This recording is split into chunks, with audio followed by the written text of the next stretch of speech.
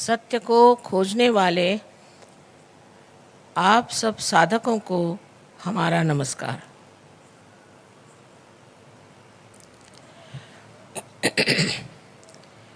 हम जब सत्य की बात कहते हैं तो ये पहले ही जान लेना चाहिए कि सत्य अपनी जगह अटल और अटूट है।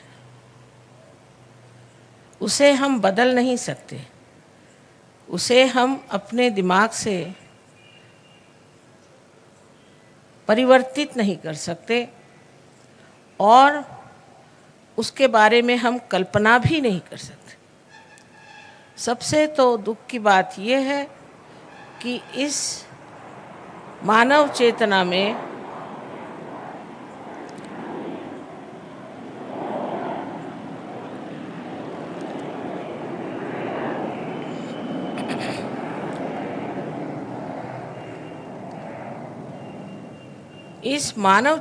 से हम जान भी नहीं सकते कि सत्य क्या है।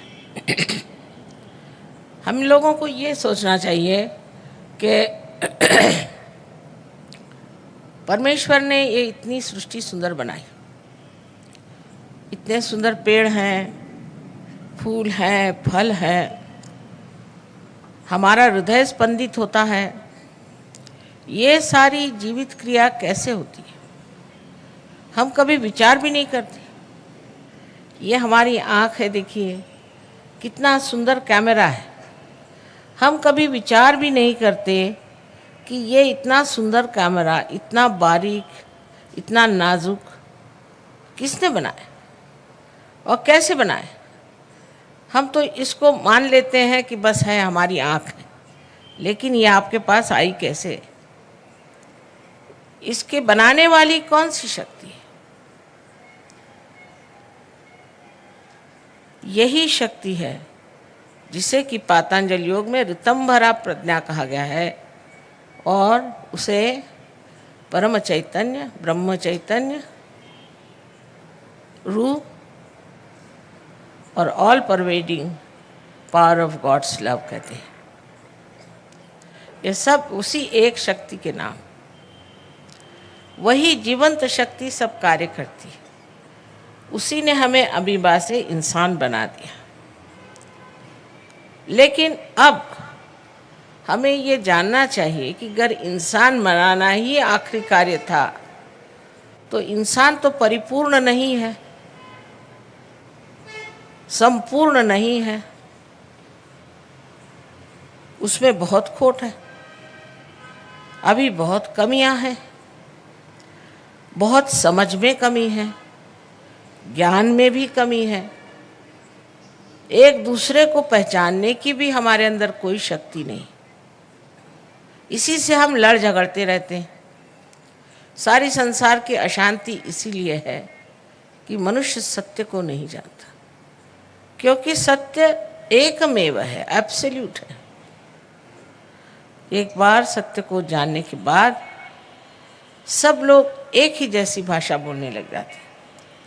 देखिए, संतों में कभी झगड़ा नहीं होता था। नामदेव का आपने नाम सुना होगा। वो एक दर्जी थे और वो एक दिन गोरा कुम्हार को मिलने गए। वो एक कुम्हार था और अपने पैर से वो मिट्टी रौंद रहा था। उसको देखते ही नामदेव ने कहा, मराठी में कहा है कि निर्गुणाच्या भेटी आलो सगुणाचे। मैं तो निर्गुण की भेंट करने आया था, तो वो तो तुम्हारे अंदर सगुण है। ऐसी भाषा सिर्फ संत ही संतों से कर सकते। इंसान तो आपस में लड़ते ही रहते हैं, एक दूसरों का बुराई सोचते रहते हैं, एक दूसरों को दुखी देते रहते हैं। और अगर कोई अच्छा इंसान हो तो उसको सता सता के मार डालते। सो ये जो हमारे अंदर एक बड़ी भारी न्यूनता है, खोट है, वो क्यों है? अगर परमात्मा एक है और उन्होंने सबको इंसान बनाया है तो ये बात क्यों है? इसका कारण है परमात्मा ने हमें पूरी स्वतंत्रता दे दी कि तुम्हें जो करना है करो, चाहे तुम बुरे कर्म करो और चाहे अच्छे कर्म करो। उसके फल भोगो और उससे तुम समझ जाओगे कि अच्छा क्या है और बुरा क्या है। कोई आदमी कहेगा कि इसमें क्या बुरा है कि आप किसी का खून करो, फिर आप जेल में जाओ। कोई कहेगा शराब के पीने में क्या बुराई है, फिर आप बीमार हो जाओ। कोई सा भी गलत काम करने से उसका परिणाम यहीं पे भोगना पड़ जाता है, और अगर यहाँ नहीं भोगना पड़ा तो रात्रि में निद्रा भी नहीं आती। मनुष्य मचलता ही रहेगा जब वो गलत काम करेगा। किसी को दुष्ट वचन कहने से ही मनुष्य का जी अंदर से खराब जाता है कि मैंने क्यों कहा। इसका मतलब है कि परमात्मा ने उसके अंदर सत विवेक बुद्धि दे दी है कि वो समझ ले कि बुरा काम है तो भी वो बुरा काम करता है। बहुत से लोग ऐसे हैं, कहते माँ हम छोड़ना चाहते हैं ड्रग्स, लेकिन हमसे छूटता नहीं, क्योंकि वो समर्थ नहीं है, उनमें वो शक्ति नहीं है कि जो बुरी चीज़ है उसे हम छोड़ दें। ये जो हमारे अंदर एक दोष है कि हमारे अंदर शक्ति ही नहीं है कि जो हम चाहते हैं, जिसे हम आदर्श समझते हैं, वो हम कर नहीं पाते। उसका कारण ये है कि अभी हमें थोड़ा सा और परिवर्तित हो करके आत्मा स्वरूप होना चाहिए, क्योंकि आत्मा जो है वही शुद्ध है। आत्मा जो है वही सर्वव्यापी है, और आत्मा जो है वही सारा ज्ञान का सागर है।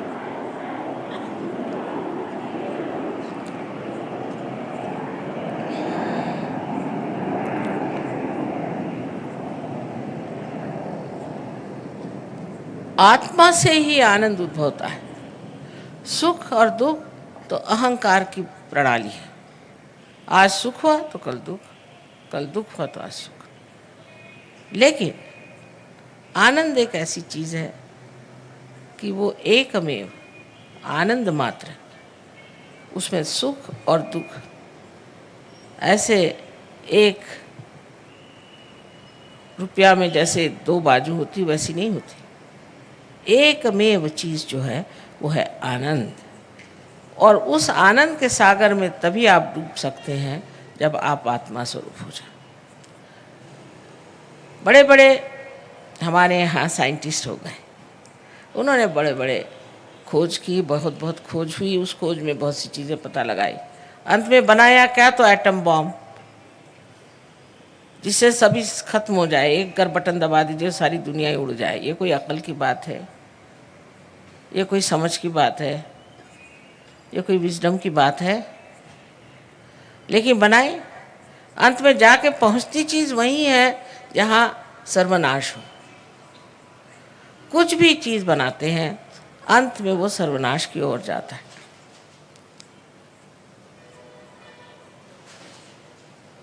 लेकिन जब आप आत्मा स्वरूप हो जाते हैं तो आप में सामूहिकता आ जाती है। माने ये कि जब कुंडलिनी आपकी जागृत होकर के और ब्रह्मरंध्र को छेदती है तो आपका संबंध ये चारों तरफ फैली हुई इस परम चैतन्य की शक्ति से एकाकारिता प्राप्त करती है। इस कुंडलिनी में जैसे इस यंत्र में ये एक कनेक्शन है, इसको लगाए बगैर ये यंत्र पूरी तरह से चल नहीं सकता। उसी प्रकार ये कनेक्शन लगाए बगैर मनुष्य का कोई अर्थ ही निकलता नहीं। जब ये कनेक्शन लग जाता है तब कितनी बातें हो सकती हैं, उसे सोचिए। एक तो ये कुंडलिनी जो है ये शुद्ध इच्छा है, बाकी जितनी भी इच्छाएं अशुद्ध हैं। आज मन किया कि चलो हम एक ज़मीन खरीद लें, फिर एक घर बांध लें, फिर हम एक मोटर खरीद लें, मन तृप्त ही नहीं होता। जिस चीज़ के लिए दौड़ते हैं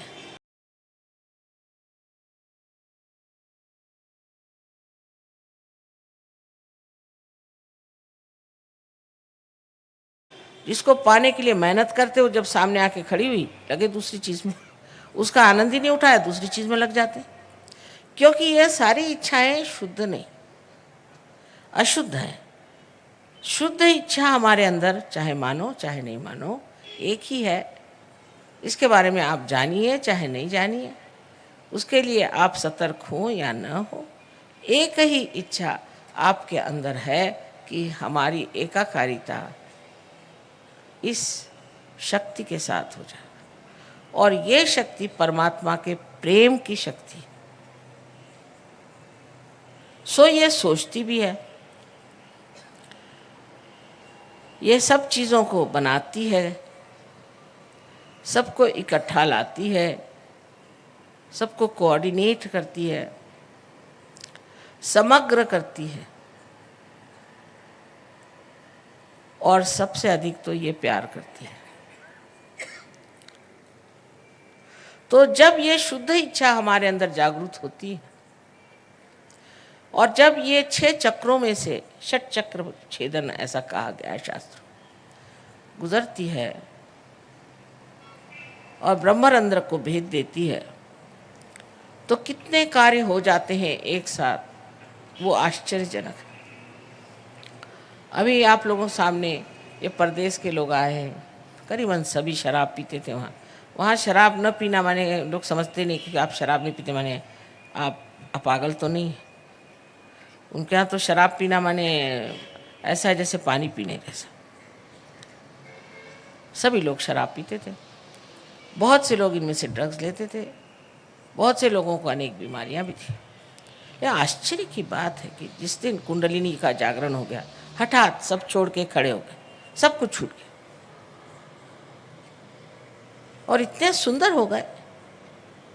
आप जानते हैं पहले ज़माने में जब यहाँ अंग्रेज थे, उनको एक भी अक्षर हिंदी का सिखाना मुश्किल था, एक वाक्य उनको समझाना मुश्किल। अगर उनसे कहना दरवाज़ा खोल दे तो कहना पड़ता था ऐसा कहो there was a cold day, नहीं तो उनकी खोपड़ी में नहीं घुसती थी हिंदी भाषा।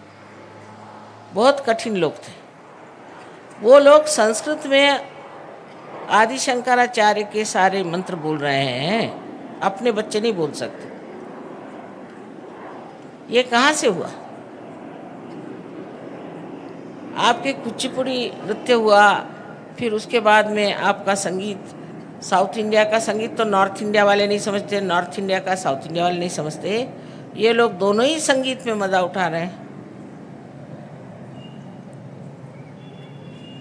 ऐसी विश्वव्यापी शक्ति इनके अंदर आ गई है जो सारे विश्व का मिलन साध्य कर रही है, क्योंकि इनके सारे ही चक्र जागृत हो गए। इन चक्रों से ही हम अपनी शक्ति प्राप्त करते हैं, जिससे हमारा शारीरिक, मानसिक, बौद्धिक और आध्यात्मिक कार्य होता है। वो सारे के सारे चक्रों को कुंडलिनी जागृत करके और प्लावित करती है, नरिश करती है, और उस शक्ति के कारण हम लोग एकदम परिवर्तित हो जाते हैं। और अव्याहत जब ये शक्ति ऊपर से नीचे चलती, पूरे समय जब इस शक्ति का हमारे अंतर आंदोलन होते रहता है, तब फिर थकने की कौन सी बात, तब बीमार पड़ने की कौन सी बात। क्योंकि जब यही चक्र जो है मूलतः, यही चक्र अगर हमारे शारीरिक, मानसिक, बौद्धिक और आध्यात्मिक उन्नति करते हैं, और अगर यही चक्र पूरी तरह से प्लावित हो जाए, तो हमारे आगे प्रश्न क्या रहेगा? फिर प्रश्न हो जाता है कि औरों को कैसे ऐसा किया जाए। हमें तो सब कुछ मिल गया, अब हम दूसरों को कैसे दें? अब ये कितने कितने दूर देशों से आए हैं, हैदराबाद के लोगों से मिले। ये सर्वव्यापी प्रकृति जो है वो अंदर जागृत हो जाती है, जिसे हम सामूहिक चेतना कहते हैं। तो जब कुंडलिनी का जागरण हो जाता है और जब वो हमारे तालु में छेदन करती है, तो ये स्थान सदाशिव का है, लेकिन उसका प्रतिबिंब हमारे हृदय में, आत्मा स्वरूप हृदय में, क्योंकि ये सदाशिव के चरण, जिसे कि हम गॉड ऑलमाइटी कह सकते हैं, ये कुंडलिनी छू लेती है तो आत्मा जागृत हो करके, आत्मा वैसे तो जागृत है ही, किंतु हमारे चित्त में नहीं है, वो हमारे चित्त में आ जाता है। चित्त प्रकाशित हो जाने से अंधेरे में मनुष्य कैसे भी चलता है, कैसे भी रहता है, उस प्रकाश में वो समर्थ हो जाता है और उस प्रकाश में सब चीज़ें अपने आप छूट जाती। समझ लीजिए आप एक अपने हाथ में सांप लेके खड़े और अंधेरा, किसी ने कहा कि तुम्हारे हाथ में सांप है, इसे छोड़ो, तो जिद्दी आदमी कहेगा कि नहीं ये सांप नहीं, ये तो डोर है। अरे भाई सांप है, छोड़ दो, नहीं डोरी। जैसे ही लाइट आ जाएगी फट से छोड़ देगा ना, उसको कुछ बताना तो नहीं पड़ता। ऐसे ही ये जितनी हमारे शत्रु हैं ये ऐसे भाग जाते, उनका अंत ही हो जाता है। अब सब लोग ये कहते हैं कि माँ ये कुंडलिनी का जागरण तो बड़ा कठिन होता था। अरे भाई हजारों वर्ष पहले की बात, कब वृक्ष बहुत बढ़ गया है बाहर, आपका समाज बढ़ गया, आपके लोग बढ़ गए, सारा सिविलाइजेशन बढ़ गया, तो क्या इसकी जड़ें नहीं बढ़ेंगी? इसकी जड़ें भी बढ़ गई और जड़ें बढ़ करके इसका स्रोत बढ़ गया। स्रोत से ही ये ज्ञान आया है और इस ज्ञान से ही ये जो आपका सृष्टि का जो कुछ भी विकास हुआ है वो नरिश हो जाएगा, वो प्लावित हो जाएगा। नहीं तो सब जगह यही कह रहे हैं कि अब तो डिस्ट्रक्शन आने वाला है। ये डराने की भी बात है, डिस्ट्रक्शन आ नहीं सकता। जिस परमात्मा ने इस सृष्टि को बनाया है वो इसको कभी भी नष्ट नहीं होने देगा, कितना भी इंसान मूर्खता करे। इसीलिए सहज का प्रादुर्भाव जो हुआ है वो ये है कि इसके प्रादुर्भाव से ये नष्ट होने वाला समाज, ये नष्ट होने वाली व्यक्ति, ये नष्ट होने वाले देश और ये नष्ट होने वाला विश्व सारा संभल जाएगा और एक नए तरह के लोग जागृत होंगे जिन्हें कि हम संत कहते हैं। पर संत का मतलब ये नहीं कि आप घर द्वार छोड़ के भाग जाओ, अपनी जिम्मेदारियां छोड़ के भाग जाओ, अपने बाल बच्चों को छोड़ के भाग जाओ, कुछ भागने की ज़रूरत नहीं। आप अपने ही अंदर संत हो जाते हैं। अब डॉक्टर साहब ने बता ही दिया कि तंदुरुस्ती ठीक हो जाती है, तबीयत ठीक हो जाती है, पर तबीयत ठीक होना ही सब कुछ नहीं है। अगर तबीयत ठीक भी हो गई तो आगे क्या? शांति तो नहीं मिली, आशीर्वाद तो नहीं मिला। ये सारी ही चीज़ें संपूर्णतः टोटलिटी में आपको मिल जाती है और आप इसके अधिकारी हैं। ये सोचना कि इतनी कठिन बात इतनी सरल कैसे। मैं एक मिसाल के तौर पे बताती हूँ कि घर समझ लीजिए एक टेलीविज़न का आप सेट ले जाएं किसी गांव में जिन्होंने कभी बिजली भी नहीं देखी और उनसे कहें कि साहब इसके अंदर सारे दुनिया के चित्र आएंगे, तो लोग कहेंगे क्यों बेकार बातें करते, डब्बे में कहाँ से आएंगे ऐसे सबके चित्र। लेकिन जब उसको मेंस में आप लगा देंगे तो वो कितना अभिनव है, कितना सुंदर है, कितना गौरवपूर्ण है, ये दिखाई देगा कि नहीं। इसी प्रकार आप भी इंसान जो बने हैं बिल्कुल उच्चतर स्थिति में है, उत्तम स्थिति में। अब बस थोड़ा सा ही प्रवास और है जहाँ पर कि आपका कुंडलिनी का जागरण करना है और आपको वो स्थिति देनी है जिसे हम कहते हैं कि आत्मबोध। आत्मा का बोध होते ही न कि आप अपने ही बारे में जानते हैं पर दूसरों के बारे में भी जान जाते हैं। सबसे पहले आपके अंदर ऐसा लगेगा जैसे ठंडी ठंडी हवा आ रही हाथ में, और सर में से भी लगेगा ठंडी हवा आ रही तालू में से। यही जो आपको हाथ में लग रहा है, पहला अनुभव, पहली मर्तबा आप इस परम चैतन्य को जान रहे हैं, महसूस कर रहे हैं, उसका आपको ज्ञान हो रहा है। इससे पहले आपने इसे जाना नहीं था। उसके बाद दूसरी स्थिति आती है जिसमें आप निर्विकल्प हो जाते हैं। जब आप इसको इस्तेमाल करने लग जाते हैं, आपको आश्चर्य होता है, आप अपने हाथ से कुंडलिनी दूसरों की जगा रहे हैं, लोगों को ठीक कर रहे हैं और आनंद में मगन हैं। धीरे धीरे बिल्कुल आप निश्चिंत होकर के अनेक शक्तियों को प्राप्त कर लेते हैं और फिर आप निश्चिंत हो जाते हैं। आप में कोई विकल्प नहीं रह जाता, कोई शंका नहीं रह जाती, आप निर्विकल्प में उतर जाते हैं बहुत आसानी से। और उसके बाद आप लोगों को देने लगते हैं। पहले जब तक दीप में प्रकाश नहीं होता उसे जलाया जाता है, और जब दीप में प्रकाश आ जाता है तो फिर वो सबको प्रकाश देता है। एक दीप से अनेक दीप जल सकते हैं। इसी प्रकार सहयोग बहुत ज़ोरों में फैल रहा है। पता नहीं इन लोगों ने बताया कि नहीं कि रशिया जैसी जगह जहाँ उन्होंने परमात्मा का नाम भी नहीं सुना हुआ, वहाँ पर एक एक प्रोग्राम में 16-16 हज़ार लोग आते हैं और एक एक गांव में कहीं कहीं 22,000 लोग सहयोगी हैं पक्के पहुँचे। सो ये देश अपना जो संतों की भूमि, जो योग भूमि है, जहाँ पर लोग इतना धर्म का कार्य कर गए, ये लोग तो सोचते हैं आप लोग महाभाग जो ऐसी महान देश में आप पैदा हुए, लेकिन हम जानते नहीं कि हमारे क्या भाग्य हैं। एक दिन ऐसा आएगा कि इस आध्यात्मिक शक्ति के बल पर सारा संसार आपके चरणों में आ सकता है, लेकिन पहले अपनी शक्ति को समझिए। जब तक आपने शक्ति को समझा नहीं, तब तक आपकी कोई विशेषता नहीं।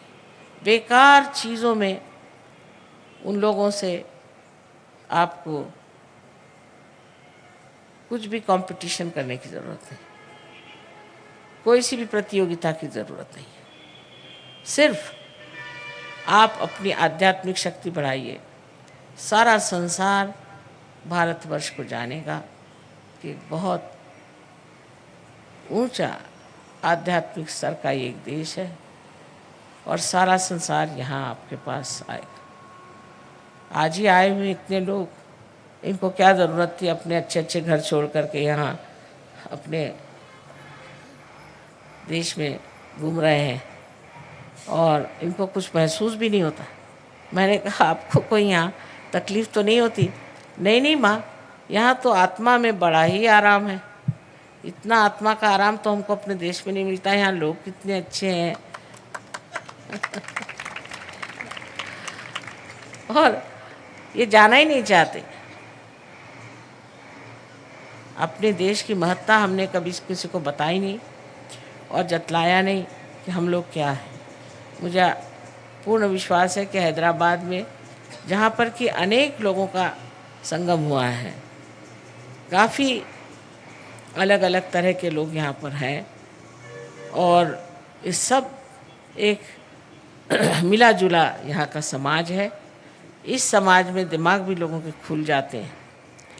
तो आशा है कि यहाँ पर बहुत ज़ोरों में सहयोग प्रस्थापित होगा और एक दिन इस हैदराबाद से ही काफ़ी लोग बाहर जा कर के और सहयोग का प्रचार करेंगे। आप सबको अनंत आशीर्वाद।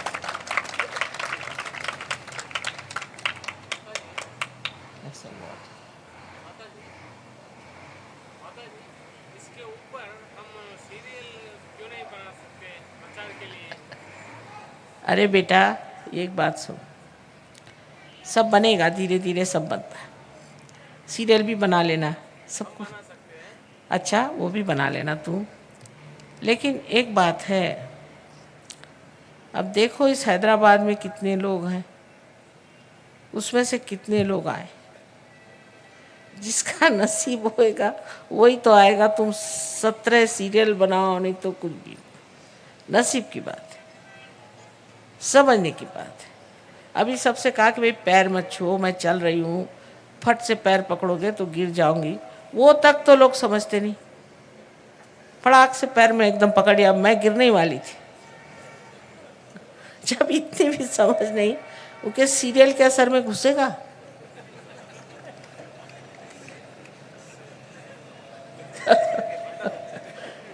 ये मैं ये कह रही हूँ, अब धीरे धीरे जब आप थोड़े जहाँ लोग जागरूक हो जाए, तब आप सीरियल बनाओ तो उसका मज़ा उठा लेंगे लोग, मज़ा उठा लेंगे। लेकिन नहीं तो क्रिटिसिज्म पहले शुरू। ये सीरियल, अच्छा खुश रहो, जीते रहो, तुमको अनंत आशीर्वाद है। पानी पर टेलीविजन वाले दिखाए तब।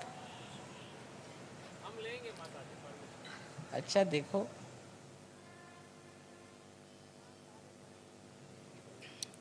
वहाँ सारे प्रदेश में सारे टेलीविज़न पे हमारे भाषण हुए, सिवाय अपने देश में।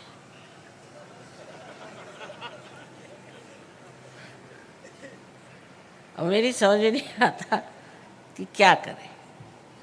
सारी दुनिया में हुए, ऐसा कोई देश नहीं जहाँ हम गए और उन लोगों ने हमें टेलीविज़न पे बड़े अदब से बुलाया। इंग्लैंड में था,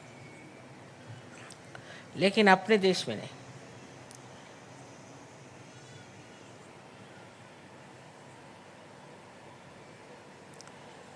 तो अब हम लोग, एक बात और भी होती है कि लोगों के मन में बहुत से प्रश्न होते हैं।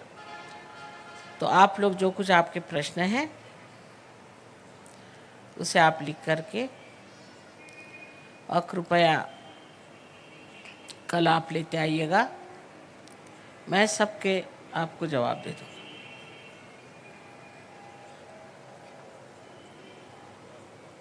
यहाँ रख दीजिए, कल जवाब दे देंगे। कल दीजिएगा, जाने से पहले लिख के रख जाइए, अभी नहीं।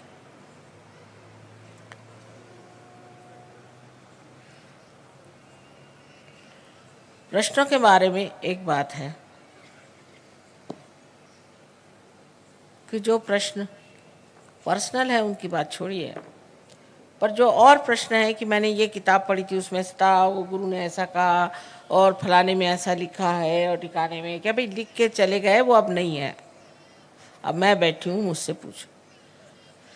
जब जिंदा होता है कोई तो उसको कोई नहीं पूछेगा।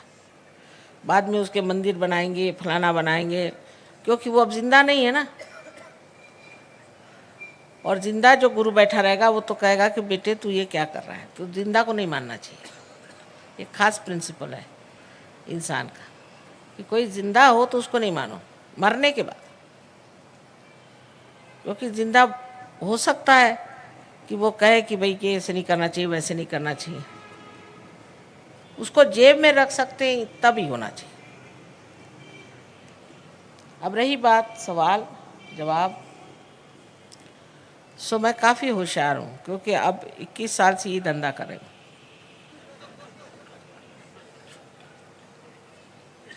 और सारे देशों में ये सवाल पूछने की बीमारी है। सो काफ़ी होशियार हूँ मैं। लेकिन मैंने अगर आपका जवाब दे भी दिया तो भी ये न जानिए कि आप पार हो ही जाएंगे, गारंटी होगी। ये एक जीवंत क्रिया है। इससे आप समझिए कि एक छोटा सा बीज है, उसको आपने ज़मीन में छोड़ दिया तो ये पृथ्वी ने उसको जन्म दे दिया।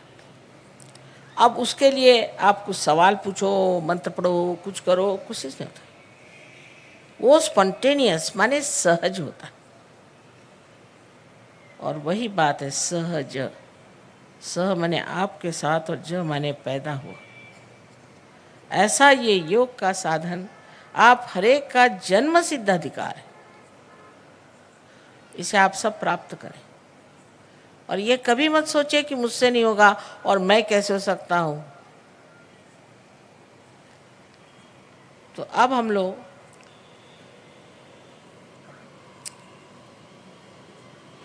आत्म साक्षात्कार को प्राप्त करें इसी क्षण। लेकिन शुद्ध इच्छा होनी चाहिए। जिनको शुद्ध इच्छा नहीं है उन पर ज़बरदस्ती नहीं हो सकती, और जिनको आत्म साक्षात्कार नहीं चाहिए हो वो कृपया चले जाएं तो अच्छा है, दूसरों को देखना ठीक बात नहीं। शिष्टता के नाते वो चले जाएं। लेकिन जिनको आत्म साक्षात्कार चाहिए वो बैठे, कोई तकलीफ नहीं होती, कोई परेशानी नहीं होती, कोई भय शंका न रखे। अब इसके लिए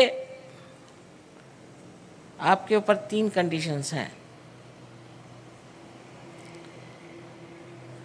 पहला तो ये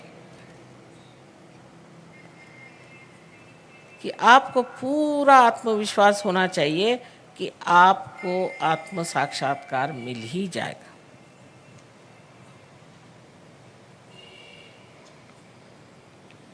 अपने और पूरा विश्वास होना चाहिए।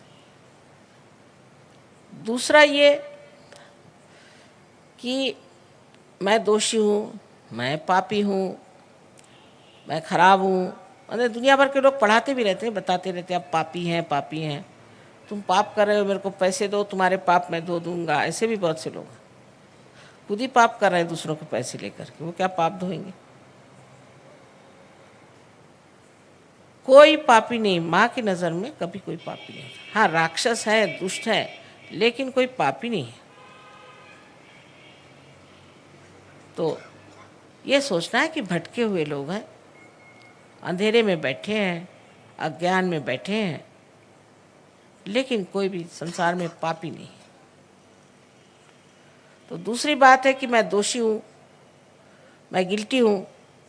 ऐसे पहले ही से सोच के बैठोगे तो कुंडलिनी चढ़ेगी नहीं। यहाँ पर ये चक्र है लेफ्ट साइड में, ये पकड़ जाता है। और जो लोग ऐसा सोचते हैं उनका ये चक्र हमेशा पकड़ता है। और आपको पता है इस चक्र को पकड़ने से कितनी खराब बीमारियाँ हो जाती हैं। एक तो अंजाइना की बीमारी हो जाती, और स्पॉन्डिलाइटिस की बीमारी हो जाती है, और तीसरी जो बात है कि हमारे अंदर जो कुछ भी संस्थाएं कार्य करती हैं, ऑर्गन्स कार्य करते हैं, वही आलसी हो जाते, लिथार्जिक हो जाते। इसलिए कृपया कोई भी अपने को दोषी न समझे। आपसे मैंने पहले कहा कि आपको अपना गौरव जानना है, आप गौरवशाली हैं। अपने प्रति एक तरह का मान रखना चाहिए और एक प्रसन्न चित्त होकर के बैठे, न कि अपने को बुरा भला कह करके।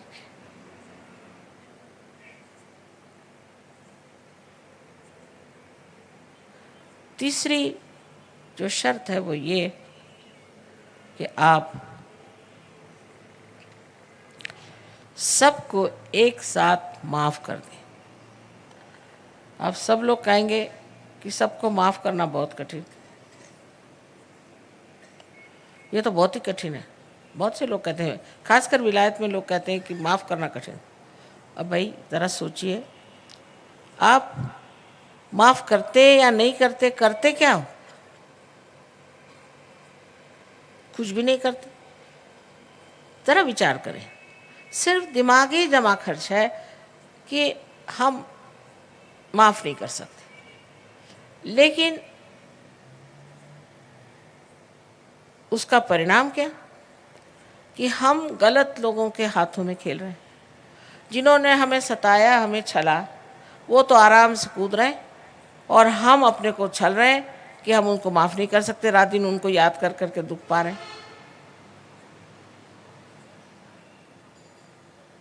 एक साथ सबको माफ़ करो। ऐसे लोगों को याद भी करने की ज़रूरत नहीं है, सबको एक साथ आप माफ़ कर दीजिए, एक साथ। देखिए कितना हल्कापन आ जाएगा सर में। ये तीसरी शर्त है।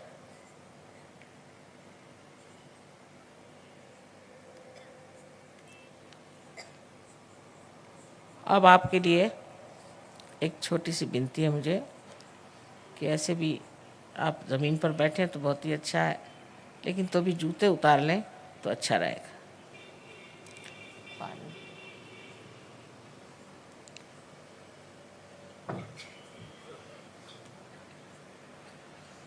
उन्होंने कहा था अंग्रेज़ी में भी बात करिए। अब अंग्रेज़ी बोल बोल के मैं थक गई, तो मैंने कहा आज हिंदी में बात करूँगी, आप लोग हिंदी तो समझते हैं।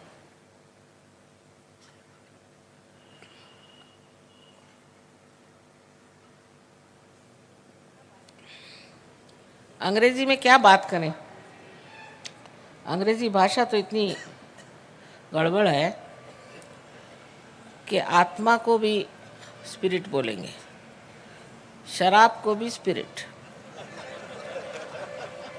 और भूत को भी स्पिरिट। अध्यात्म में कैसे अंग्रेजी बोली जाए? मैं कोशिश करती हूँ, पर पहले ही बता देती हूँ इन लोगों से, भैया तुम्हारी भाषा गड़बड़ है। 3 विरोधी चीजों के लिए एक ही शब्द।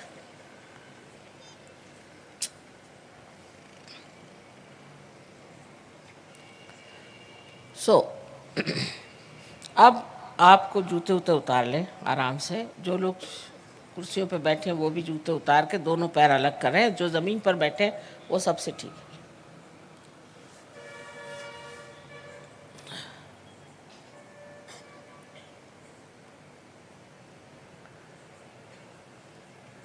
अब मेरी 3 शर्तें याद रखें, वो भूलनी नहीं।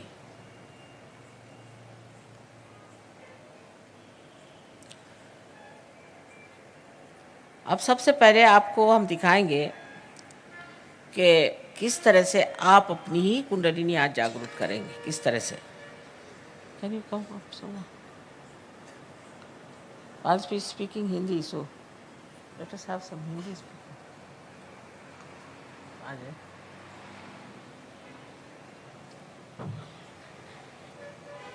अब ये आपको दिखा देंगे और हम भी आपको बता रहे हैं कि अपना लेफ्ट हैंड जो है, लेफ्ट हैंड उसको हमारी ओर करें। अब लेफ्ट हैंड में, लेफ्ट साइड में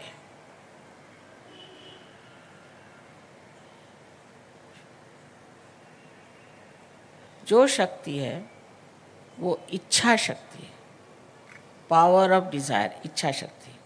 जब आपने ऐसे हाथ कर दिया तो आपने ये कह दिया है कि हमें इच्छा है कि माँ हमें आत्म साक्षात्कार मिले।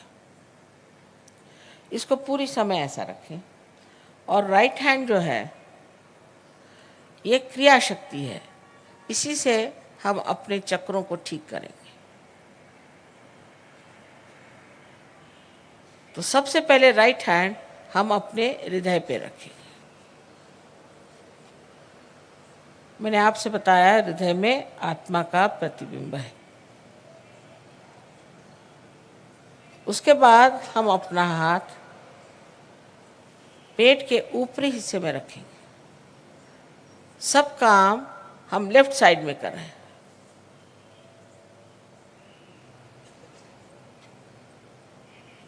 ये हमारे गुरु का स्थान है।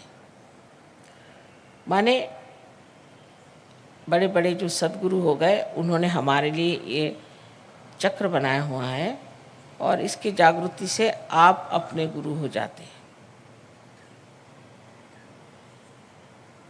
फिर अपना हाथ पेट के निचले हिस्से में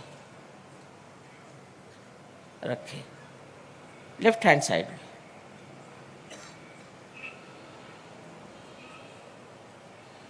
फिर यही हाथ ऊपर ले जाएं, फिर से लेफ्ट हैंड साइड में अपने पेट के ऊपरी हिस्से में रखें, फिर से हृदय पे रखें।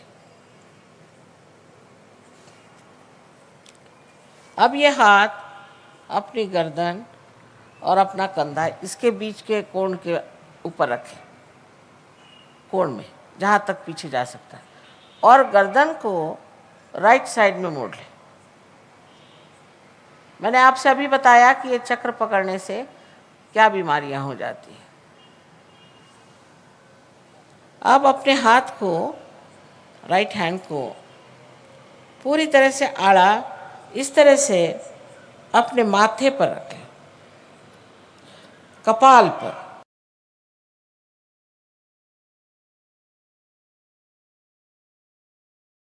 कपाल पर, और पूरी तरह से गर्दन नीचे झुका लें।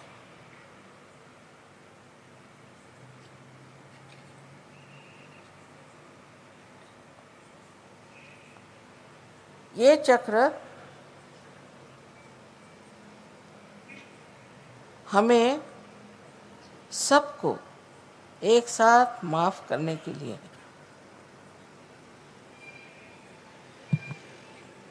अब अपना राइट हैंड सर के पीछे के हिस्से में डालें और सर को पीछे की ओर मोड़ दें, जहां तक मोड़ सकते हैं।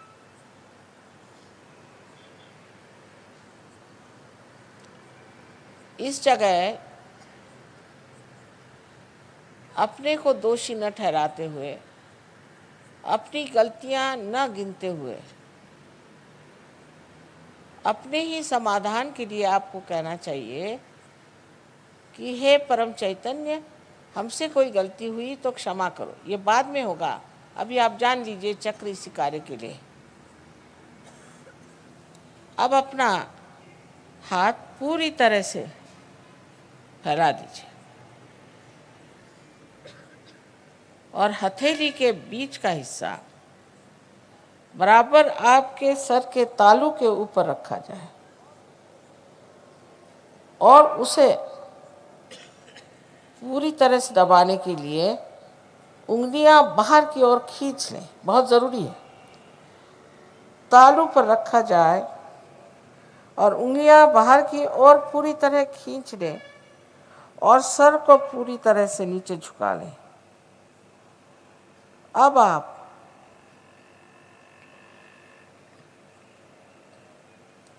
अपने हाथ को पूरा दबाव डाल करके इस तरह से घुमाएं कि आपके सर की जो स्कैल्प है, चमड़ी है, वो घूमेगी घड़ी के कांटे जैसे। उस दिशा से घुमाइए जैसे घड़ी के कांटे घूमते हैं, 7 मरतबा।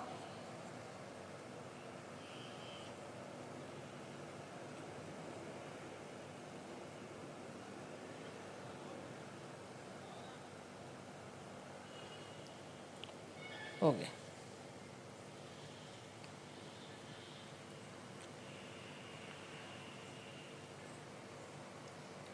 इतना ही बस करना है। अब आपके पास चश्मा वश्मा हो तो निकाल लीजिए, क्योंकि अब आंखें बंद करनी है। और पेट पे अगर कुछ चीज़ तंग हो या गर्दन में तो उसे भी ज़रा कम कर लें।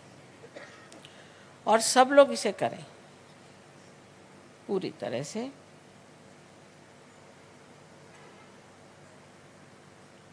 फिर से मैं कहूँगी कि प्रसन्न चित्त हो जाए।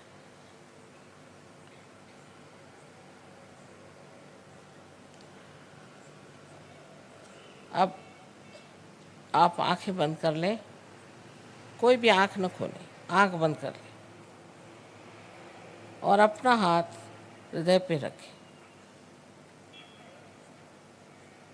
अब एक प्रश्न आप अपने मन में मेरे लिए पूछें। मुझे आप श्री माता जी कहें या चाहे माँ कहें। आप प्रश्न पूछिए, माँ क्या मैं आत्मा हूँ? 3 बार प्रश्न पूछे।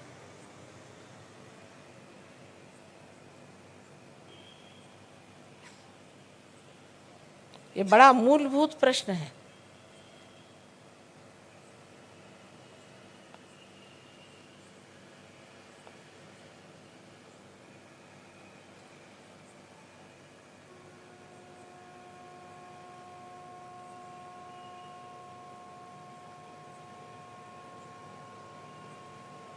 अब आप ये जान लीजिए कि अगर आप आत्मा हो गए तो आप अपने गुरु भी हो जाते हैं, क्योंकि आत्मा के प्रकाश में आप अपने ही गुरु हो जाते हैं। इसलिए आप कृपया अपना राइट हैंड पेट के ऊपरी हिस्से में रखें, लेफ्ट हैंड साइड पर उंगलियों से दबा लें इस गुरु तत्व को। अब यहाँ दूसरा प्रश्न मुझसे करें, माँ क्या मैं स्वयं का गुरु हूँ? माँ क्या मैं अपना ही गुरु हूँ? क्या मैं अपना ही मास्टर हूँ? ये सवाल आप मुझसे 3 बार पूछिए अपने मन में।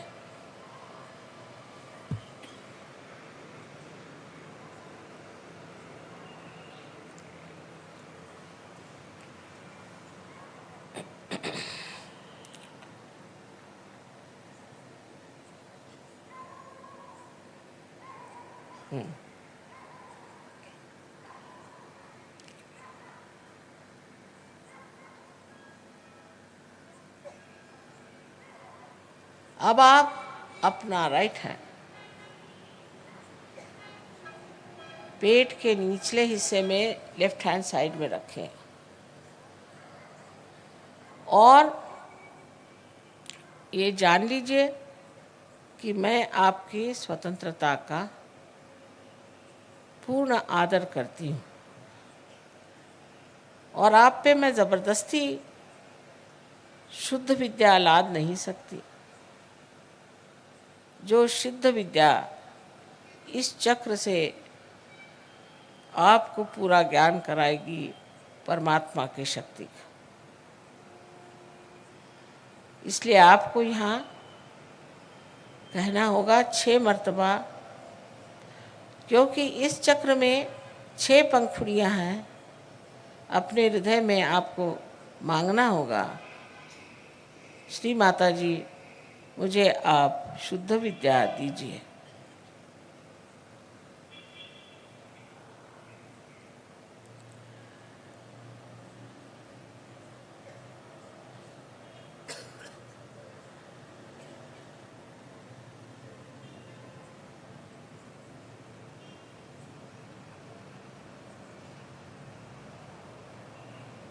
अब आप अपना हाथ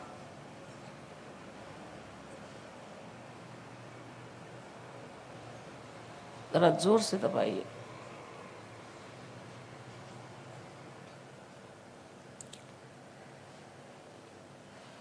जैसे ही आप शुद्ध विद्या मांगते हैं, वैसे ही कुंडलिनी का जागरण शुरू हो गया। लेकिन उसके लिए ऊपर के जो चक्र हैं उन्हें हमें खोल देना होगा। आप अपना राइट हैंड आप उठा करके पेट के ऊपरी हिस्से में लेफ्ट साइड में रखें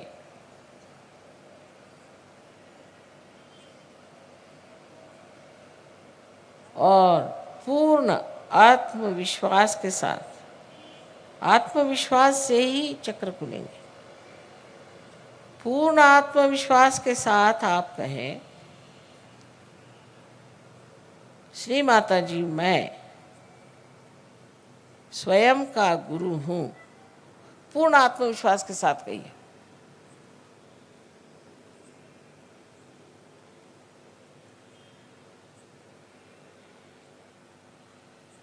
दस मर्तबा 10 बार कहिए, 10 times।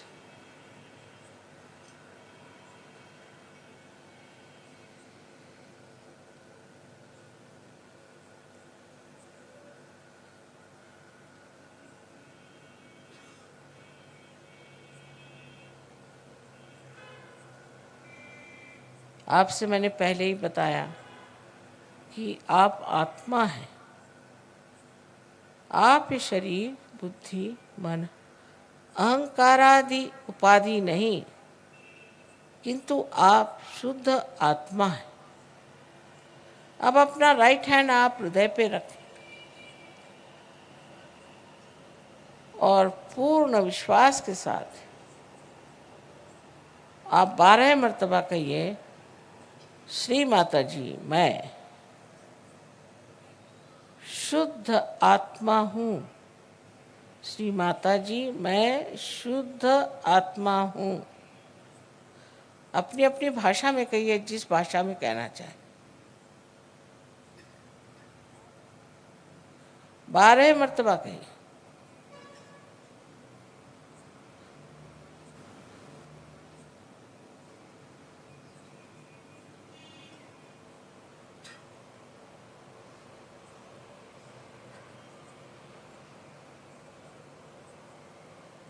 अब एक बात फिर से कहूँगी कि आप दोषी नहीं हैं, आप पापी नहीं हैं। आप अपने को न्यूनता में न उतारें। आप मानव हैं और गौरवशाली हैं।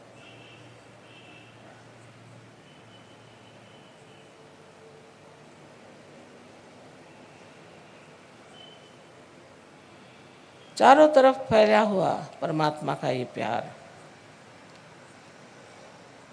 ये समुद्र है क्षमा का। आप कोई ऐसी गलती नहीं कर सकते कि जो इस समुद्र में पूरी तरह नष्ट ना हो जाए।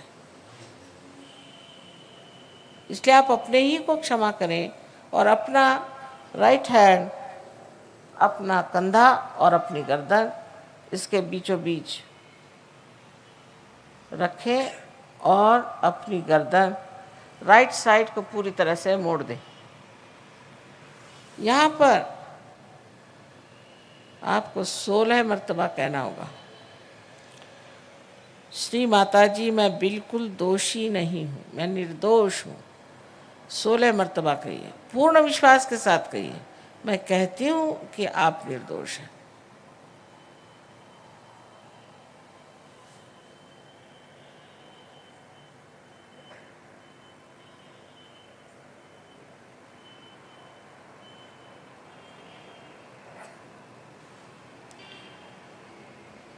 फिर से यही कहना है कि आप किसी को क्षमा करें या न करें, आप कुछ नहीं करते, पर अगर आप क्षमा नहीं करते हैं तो आप गलत हाथों में खेलते हैं।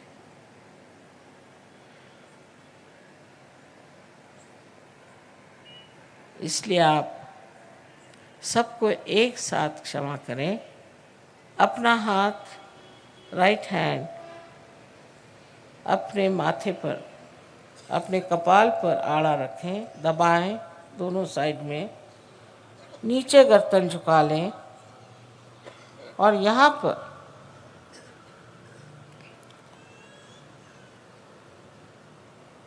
पूर्ण आत्मविश्वास से कहें, श्री माता जी मैंने सबको एक साथ क्षमा कर दी। मैंने सबको एक साथ क्षमा कर दिया है। कितने बार कहने की बात नहीं, हृदय से कहना होगा, माँ मैंने सबको एक साथ क्षमा कर दिया।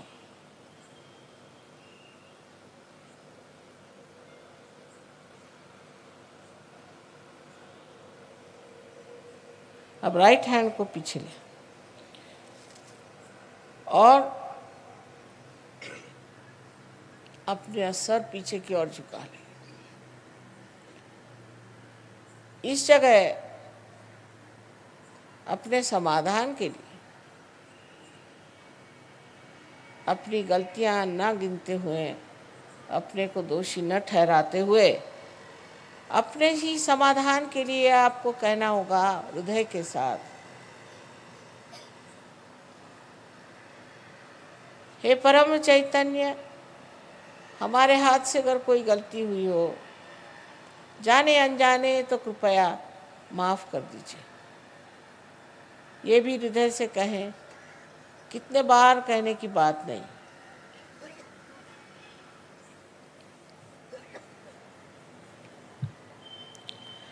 अब आखिरी चक्र बहुत महत्वपूर्ण है। लेफ्ट हैंड हमारे और रखें, दोनों पैर अलग रखें। जो नीचे बैठे हैं वो आराम से बैठे रहें, लेकिन अब अपने हाथ को पसार लें, हथेली को पूरी तरह से खींच लें और उसके बीचों बीच जो जगह है उसको आप बराबर अपने तालू पर, जो कि आपके बचपन में एक बहुत स्निग्ध सी हड्डी थी, उस पर रखें और अपनी गर्दन झुका लें पूरी तरह से। अपनी उंगलियों को पूरी तरह से खींचें बाहर की ओर, जिससे पूरा दबाव आपके स्कैल्प पर, आपके सर की चमड़ी पर पड़े। अब ये जान लीजिए कि मैं आपकी स्वतंत्रता को मानती हूँ और मैं आप पर आत्म साक्षात्कार लाद नहीं सकती, आपको मांगना होगा। अब कृपया इस हाथ को आप 7 मरतबा धीरे क्लॉकवाइज, माने घड़ी के कांटे की तरह धीरे धीरे घुमाएं और कहें 7 मरतबा, श्री माता जी मुझे आप कृपया आत्म साक्षात्कार दीजिए, मुझे आत्मबोध दीजिए, श्री माता जी मुझे आप आत्मबोध दीजिए। 7 मरतबा कहें।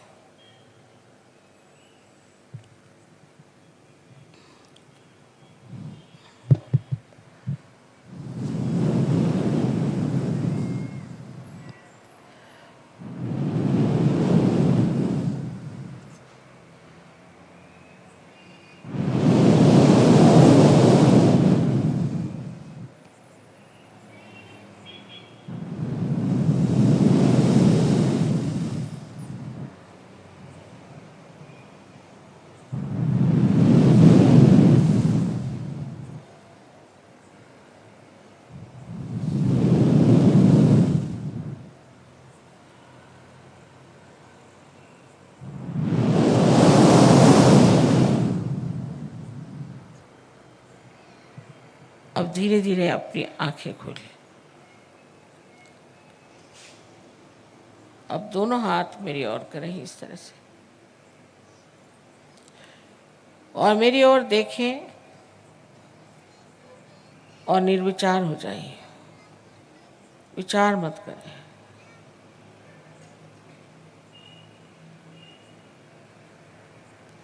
अब राइट हैंड थोड़ा आगे करके अपना सर झुका के देखें कि आपके तालू में से ठंडी या गरम गरम कुछ हवा आ रही है क्या। सर के ऊपर हाथ रखें, उसको छुए नहीं, दूर से देखें। किसी किसी को बहुत दूर तक आती है हवा, आ रही ठंडी हवा, देखिए सर में से आ रही। राइट हैंड मेरे ओर करें, राइट हैंड मेरे ओर करें, लेफ्ट हैंड से देखें। पहले राइट हैंड करें मेरे ओर, हाँ अब लेफ्ट हैंड से देखिए। राइट हैंड, हाँ मेरे ओर करें, लेफ्ट हैंड से देखिए, आ रही। अच्छा अब लेफ्ट हैंड मेरे ओर। अब गर्दन झुका के देखिए, राइट हैंड से आ रही क्या, देखिए सब आ रही। एक सवाल पूछे कि श्री माता जी क्या यही परम चैतन्य है, यही क्या परमात्मा की प्रेम शक्ति है। 3 बार कोई सा भी एक प्रश्न करें, ऊपर गर्दन करके आकाश की ओर देखिए।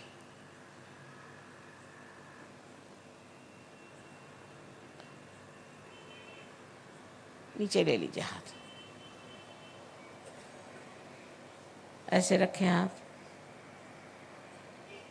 जिन लोगों के तालू से या हाथ में, उंगलियों में ठंडी या गर्म हवा आ रही हो, वो सब लोग हाथ ऊपर करें। पूरा हैदराबाद ही पार हो गया। सबको आपको नमस्कार, सब संतों को नमस्कार, अनंत आशीर्वाद। मेरे और ठंडी हवा आ रही, देखो बिल्कुल एक पत्ता नहीं हिल रहा है, लेकिन ठंडी हवा आ रही तुम लोगों से। बड़े संत साधु बैठे हैं हैदराबाद में, अनंत आशीर्वाद है सबको, अनंत आशीर्वाद है।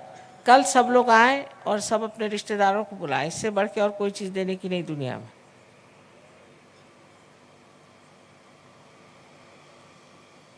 और अब मौज से घर पे जाएं, इस पे तर्क वितर्क न करें, तर्क वितर्क की बात नहीं है।